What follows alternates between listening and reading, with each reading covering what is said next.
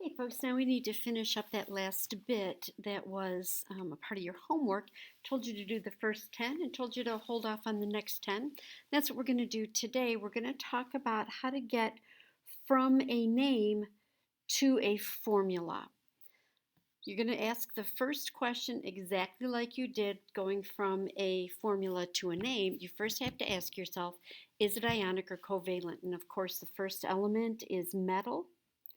Then it's ionic. If the first element is nonmetal, then it is covalent. Always make that your first question.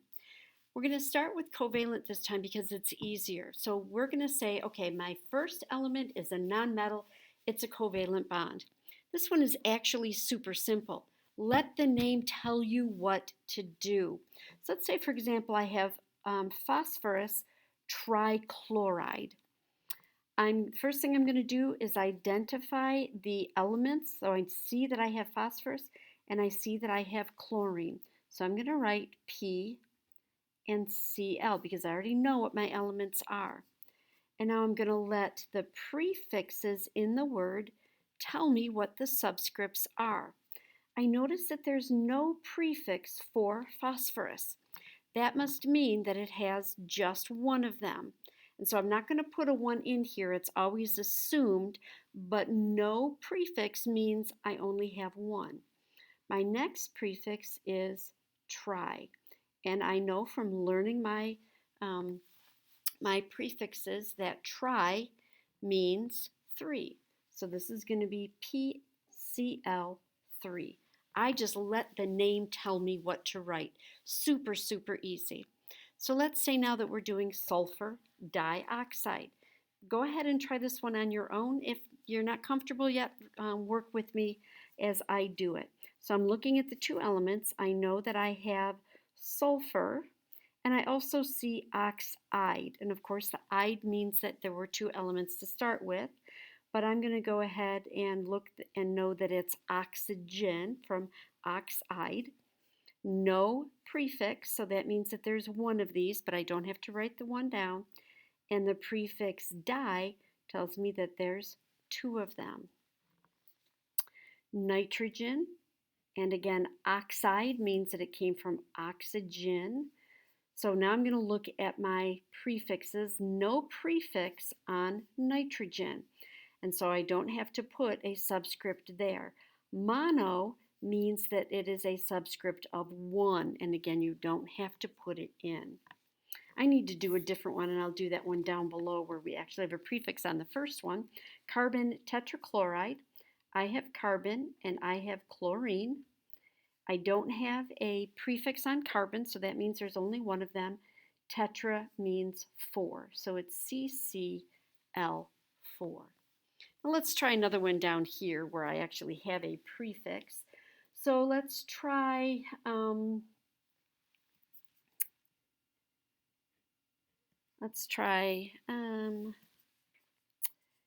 diphosphorus.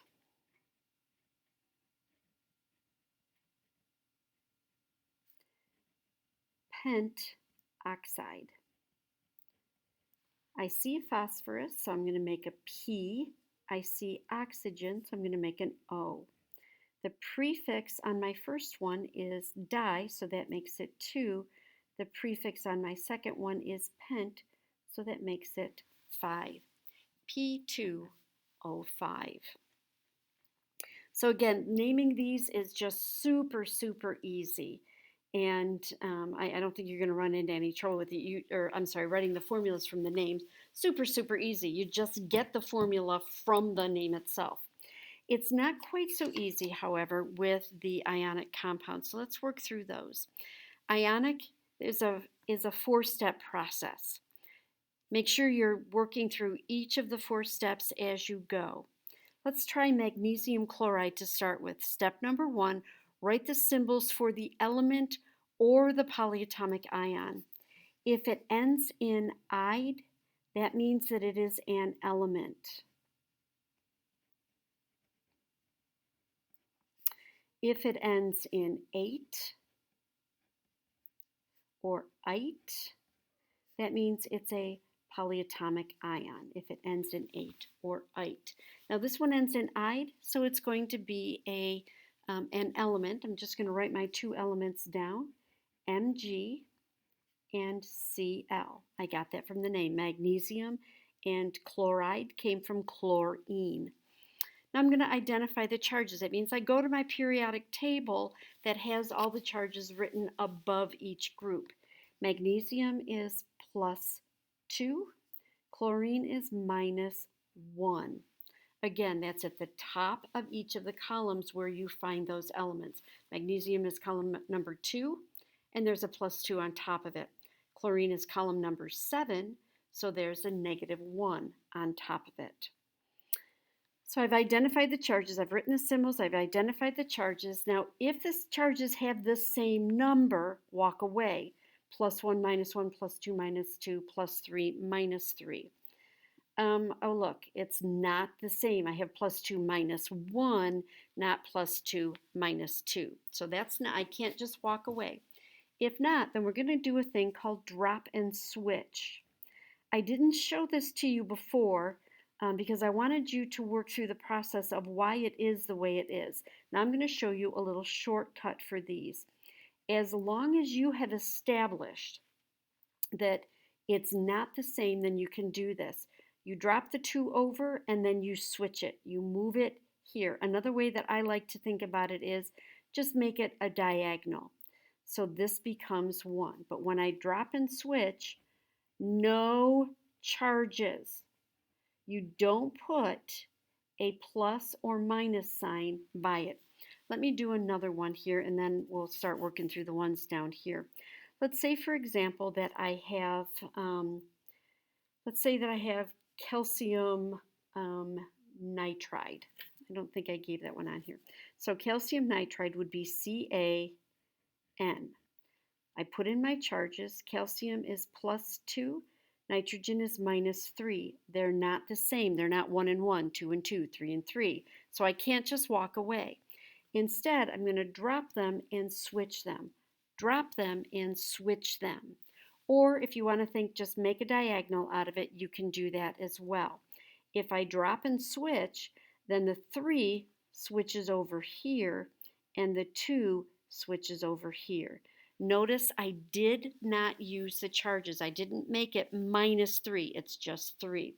Again, you can look at it as I just do the diagonal for them, or I drop the 2 and the 3 and just switch their positions. Either way you look at it, you should get the right answer. All right, so let's look at some of these together. Lithium oxide. Stop and think, what are the 2 elements?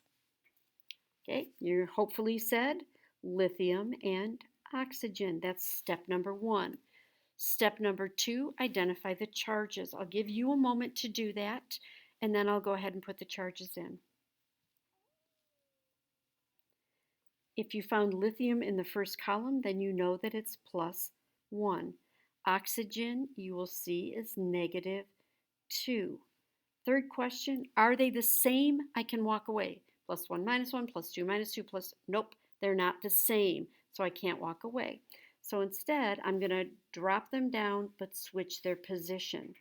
So the 2 goes here, and the 1 would go here, but again, we don't put 1 in. It's assumed to be there. You don't write the 1. All right, now pause the video and try. No, I'll do aluminum nitrate. I'll let you try the next one on your own. Aluminum is Al, and now I see 8 here. 8 means that it came from a polyatomic ion. So I'm going to look at my polyatomic ion list. It is NO3. I'm going to go ahead and put my charges in. This is +3, and NO3 is -1. Notice I put parentheses around my polyatomic ions. It's a good habit to get into.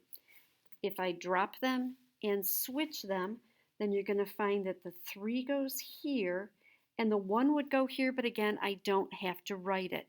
So this is my formula for aluminum nitrate. Sodium sulfate, try this one on your own. Pause the video and try it on your own. Okay, now you're back. And sodium is Na. Sulfate, I see the ATE, so I know it's a polyatomic ion. I look it up and I see that sulfate is SO4. I know that the charge on sodium is +1 because it's a 1A group. Sulfate is -2. Drop and switch. I drop it and I switch it over here, so this would be 1, but I don't have to write the 1 in. I drop this and switch it over here, and it's 2. Again, notice I'm not putting a -2 there. That would be, well, that would just be wrong. All right, again, pause the video and try the calcium sulfide on your own. Let's see if this is what you got. Calcium is Ca, and that has a +2 charge. I see an IDE here, so I know that that came from one element, and it's S with a -2 charge. Now let me just say here, there is an exception to this rule. In chemistry, there's a million exceptions to the rule. The only exception would be hydroxide, which ends in IDE but is actually OH with a -1. You're not going to find that on any of the work that we are doing, but I want you to be familiar with that because you will see that when you take chemistry. So this one, let's go back to this. I have a +2 and a -2. Oh, look, it's this rule right here. If the charges have the same number, 1 and 1, 2 and 2, 3 and 3, walk away. So I'm not going to drop the 2 and move it over there. You would never do that for an ionic compound. You just walk away.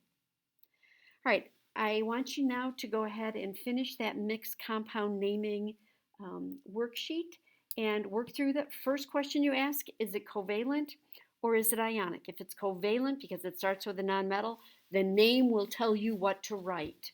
If it's ionic, you're going to have to put the charges in. This step is really absolutely the key. You have to identify the charges, and that will tell you what the subscripts are. All right, let me know if you're having any problems with these.